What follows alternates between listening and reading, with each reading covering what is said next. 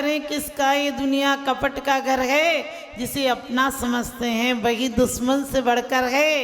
जो पल भर पहले प्यार की बातें बनाता था, वही पल भर के बाद देखो मुझ पे छुरी चलाता है, मुझ पे छुरी चलाता है। क्योंकि कितनों ने दिए धोखे ये मत पूछो, कितनों ने दिए धोखे ये मत पूछो, वरना अपनों के चेहरे उतर जाएंगे, वरना अपनों के चेहरे उतर जाएंगे, अपनों से विश्वास उठ जाएगा। आपने पहली लाइन में पूजा में पढ़ा, कपट न कीजे कोई चोरन के पुर ना वसे, सरल स्वभावी होए ताके घर बहु संपदा। कई बार देखने में आता लोग कहते हैं संपदा, अरे जो लोग सरल होते हैं उनके तो घर भी काम भी नहीं चलते हैं, उनका तो व्यापार भी नहीं चलता है, वो कुछ जीवन में हासिल नहीं कर पाते हैं। लेकिन ध्यान रखना, जो सरल स्वभावी होते हैं वो बाहर की संपत्ति हासिल करें या नहीं करें, जीवन में सुकून और शांति को हासिल करते हैं। जीवन में वो संपत्ति पाते हैं जो खतरा नहीं होता है। वरना आपने देखा होगा दुनिया मायाचार के कारण आज कितने समझ गए, कितने बाबा लोग जेल में पड़े, क्योंकि मायाचार के कारण तो पड़े। होठों पर हंसी अंदर में ज्वाला है, ऊपर से सफेद अंदर से काला है, और दिखावा इतना बढ़ गया कि तिजोरी तो खाली बाहर से ताला है। आज हर इंसान दिखावे के कारण परेशान है, क्योंकि पैकिंग बहुत अच्छी हो गई, माल इतना सा निकलता है, पैकिंग ही पैकिंग हो गई। अमेरिका में तो कहते हैं कि शोरूम में पता होता है कि कौन महिलाएं, कितनी नज़र उनकी जाएगी और क्या सामान लेंगी और कैसे रंग के प्रति आकर्षित होंगी, वैसा ही माल रखा जाता है। और कुछ औरतें तो बेदिमाग से काम करते हैं, आप उन्हें ट्रॉली दे दो फिर शोरूम में भेज दो, मॉल में भेज दो, वो चीज़ भी खरीद लाएंगी जो उनके घर में ज़रूरत नहीं है, क्योंकि अच्छी पैकिंग देखकर लोग माल खरीद लेते हैं। मत फिसलो ऊपर की सफाई पर, और वर्क चांदी का चढ़ा है गोबर की मिठाई पर, वर्क चांदी का चढ़ा है गोबर की मिठाई पर। आज परिवारों में क्यों तलाकें हो जाती, कभी सोचा? पहले दिन तुम होटल में देखते हो, होटल में देखने वाली तो जिंदगी भर होटल ही देखेगी, तुम्हें तो यही कहेगी तू हो जा, तू है तो टल जा, यहाँ से मेरे सामने नज़र मत आना। क्योंकि जब पहले दिन ब्यूटी पार्लर वाली कठपुतली को देख लोगे, फिर दूसरे दिन हकीकत आएगी तो ऐसे लगेगा जैसे पलस्तर उतल गया हो दीवार का, फिर क्या अच्छी लगेगी। ध्यान रखना, हम लोग रोज हर साल पूजा कर लेते हैं कि कपट न कीजे कोई चोरन के पुर ना बसे, लेकिन कपट ही कपट है, ये दुनिया कपट का घर है। क्योंकि कहते हैं भरोसे के रिश्ते कमजोर हो गए, भरोसे के रिश्ते कमजोर हो गए, पंख लगाकर कौवा भी मोर हो गए। हैरत है बदलते जमाने को देखकर कि अब तो पहरेदार भी चोर हो गए, अब तो पहरेदार भी चोर हो गए। मौन के इशारे शोर मचा रहे हैं, मौन के इशारे शोर मचा रहे हैं, और न्याय के इशारे चोर बना रहे हैं। किस डॉक्टर के पास जाएं, क्योंकि ताकत के कैप्सूल ही कमज़ोर बना रहे हैं, ताकत के कैप्सूल ही कमज़ोर बना रहे हैं। आदमी सोचता है आज हमने तरक्की की, लेकिन सच्चाई ये है कि हमने शिक्षा और सभ्यता की खोल में, शिक्षा और सभ्यता ने हमें मायाचारी सिखा दी। आज हम बड़ी बड़ी डिग्रियां प्राप्त कर लेते हैं, उतनी चालाक हो जाते हैं। हर जगह चालाकी भले तुम कर लो, लेकिन मंदिर में चालाकी नहीं करना। भगवान से क्या कहते हो, भगवान मैंने कनक कटोरी उत्तम फल, ऐसे सुंदर फल चढ़ाए हैं जो मन को सुंदर लगने वाले हैं, नैनों को सुंदर लगने वाले हैं, सुगंध देने वाले हैं। सच पूछो क्या चढ़ाया तुमने? तुम रिश्तेदारी में जाते हो रिश्ता करने तो एक से एक चीज ले जाते हो, बढ़िया से बढ़िया कपड़ा पहन कर जाते हो, और मंदिर में आते हो तो ऐसे आते हो जैसे बिल्कुल भिखारी हो। एक व्यक्ति आया और कहने लगा, माता जी मैं भगवान के सामने कहूँगा कि मुझ गरीब की विनती सुन लीजो भगवान, तो वो कपड़े की दुकान खुलवा देगा। मैंने कही भाई साहब फटी धोती क्यों पहने हो? बोले उसके सामने गरीब बन के तो जाऊंगा तभी तो उसे समझ में आएगा। मैं कहूँगा मुझ गरीब की विनती सुन लीजो भगवान, तो वो मेरी कपड़े की दुकान खुलवा देगा। मैंने कही जो पहने वो भी उतरवा लेगा, क्योंकि वो लाइनें नहीं पढ़ी। सकल गे ज्ञायक तदपि निजानंद रसलीन, सो जिनेन्द्र जयवंत नित हरिरज सुबीन।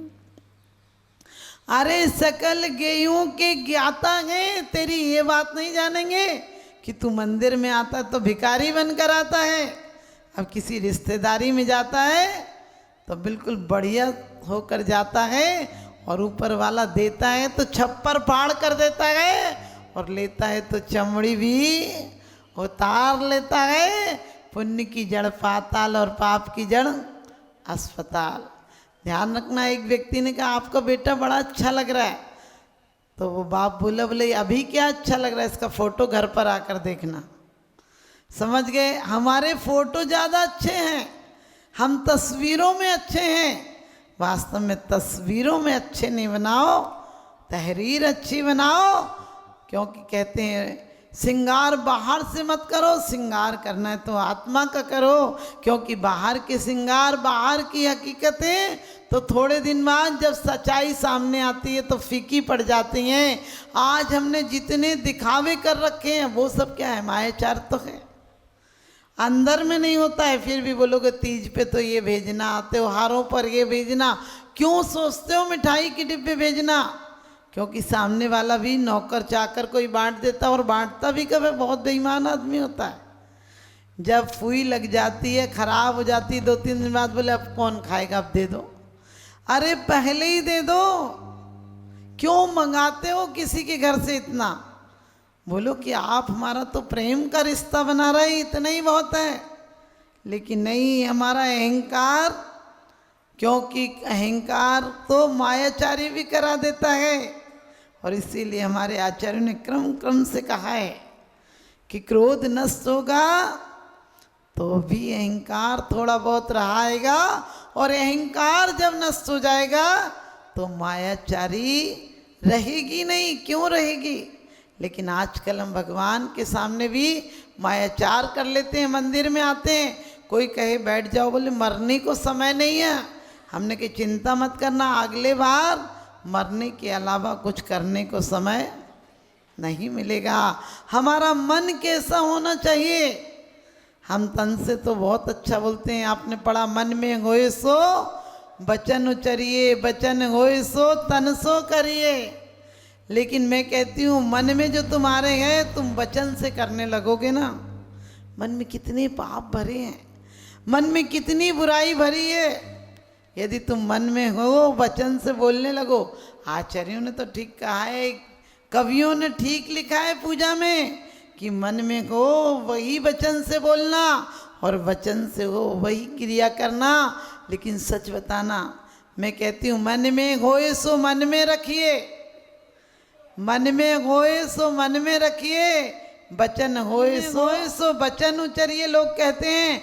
और मैं कहती हूँ अंदर इतना आपके मन में क्या भरा हुआ है, किसी के प्रति ईर्षा छल कपट कि मन में है, उसे वचन से मत कह देना, नहीं तो झगड़ा हो जाएगा। और वचन में होए सो तन से मत कर लेना, क्योंकि वचन से तो तुम कभी कभी गालियां भी दे देते हो, तन से नहीं करते हो। उद्देश्य अच्छा रखना, सरल स्वभावी होए ताके घर बहु संपदा। संपदा कैसी संपदा? आत्मिक संपदा, जो मौत के पार भी जाती है, वो संपदा प्राप्त करनी है जो अनंत चतुष्टय की संपदा है। यहाँ की संपदा तो तुम्हें धोखा देती है, जिंदगी भर दौड़ाती है, पहुँचाती कहीं नहीं है, और मरते टाइम आदमी खाली हाथ चला जाता है। जिंदगी भर सत्य नहीं सुनता है, मरने के बाद लोग बेईमान हैं, ये वे वफा हैं, ये दिल अभी मानता नहीं, और कम वक्त ना समझे ने जानता नहीं। आदमी बेईमान है, क्योंकि मन में मंदिर के लिए मन में समय नहीं मिलता। इसके लिए भगवान की पूजा भी करता है तो घर की वासनाएं मांगता है। एक व्यक्ति, भगवान ऐसा करता नहीं, कोई अजैन की कपोल कल्पनाएं हैं कि भगवान से उसने कहा, भगवान खेती अच्छी होना चाहिए, बंटवारा कर लो, आधा तुम्हें दूंगा और आधा मैं लूँगा। तुम बता दो तुम क्या लोगे खेती में, ऊपर का लोगे कि नीचे का लोगे?